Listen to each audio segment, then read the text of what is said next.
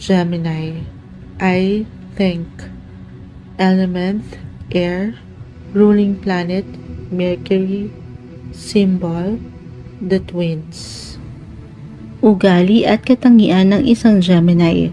Maparaan, malikhain, wais, charming, magnetic, good communicator, marunong makisama or flexible, very adventurous, good sense of humor. Karamihan sa mga Gemini ay may charming na katangian pagdating sa kanilang panlabas na anyo. Karaniwan sa mga ito ay mukhang 10 taong mas bata kaysa sa kanilang edad. They will always a kid at heart, marunong at masayang makisama sa iba. May malikhaing pag-iisip at wais sa buhay. May natural na abilidad pagdating sa pakikipag-usap. Mahilig silang makipagdiskusyon tungkol sa kahit anong bagay. Ngunit maaring madismaya kung ang opinyon na maririnig sa iba ay naiiba sa kanilang mga sariling pananaw. Dito ay maaring ma-misinterpret sila ng ibang tao bilang may dalawa o ibang pag-uugali. Hindi takot ang mga Gemini na sabihin kung ano ang paniniwala nito. Ang ilan sa mga Gemini ay nalulungkot kapag hindi na ipakikita o naipadadama ang sariling emosyon. Kalusugan. Gemini rules the nervous system, the shoulders, arms, hands, and lungs. Ang mga Gemini ay karaniwan ng palaging gumagawa ng 2 bagay ng sabay-sabay. They enjoy multitasking. Dito ay 2 bagay rin ang maaring maging resulta. Ang makalimutang alagaan ng kalusugan dahil sa dami ng gawain ay nakakalimutan ng kumain ng masusustansyang pagkain or kumakain ka ng sobra ng walang pag-iingat. Karaniwan na sa mga Gemini ang may payat o slim na pangangatawan. Pero ito ay hindi garantiya na ang katawan mo ay healthy. Kailangan ng higit na atensyon ng iyong katawan ang iyong upper body. Try to work out or any fitness program na mag-e-enjoy ka, like aerobics, jogging, meditation, etc.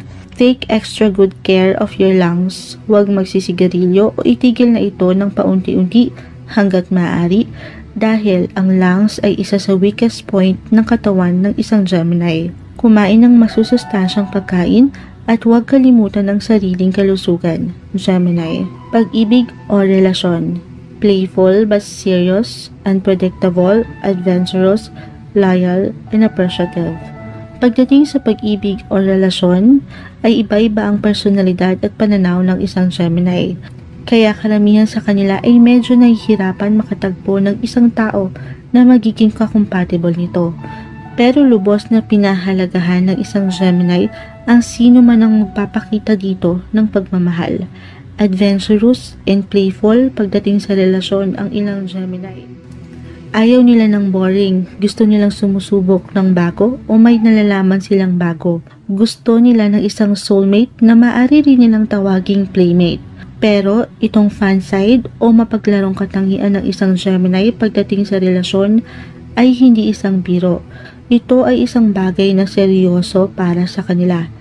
It takes time na makilala ang tunay na ugali ng isang Gemini dahil na rin sa natural nitong katangian na mahirap minsang tansyahin or because of their unpredictable personality. Tanging espesyal na mga tao lamang ang makakaunawa ng mga katangian na ito ng isang Gemini. At itong mga taong ito ang higit na pinahalagahan ng mga ito. Once na matagpuan na ng isang Gemini ang mga tao o espesyal na tao na magiging ka-compatible nito, isang very appreciative at loyal na tao ang maaasahan mo dito. Career. Reporter, journalist, artist, stylist, technician, mechanical, electrical, or computer engineer, web developer, actor or comedian, agent, tour guide, teacher, communication professional.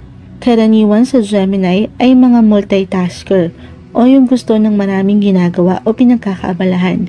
Masipag at determinado na gawin ang isang trabaho, lalo pa kung ito ay isang bagay na kanyang na-enjoy gawin. Gusto nila ng busy environment. Ang downside lamang nito ay dahil sa kagustuhan nilang may ginagawa at natatapos na bagay ay maging incautious o mawalan ng pag-iingat sa mga sitwasyon o pagdidesisyon. Dahil sa dami ng responsibilidad na nakaakibat ay mawalan ng focus at sa huli maaring hindi magustuhan ang resulta ng isang bagay o proyekto.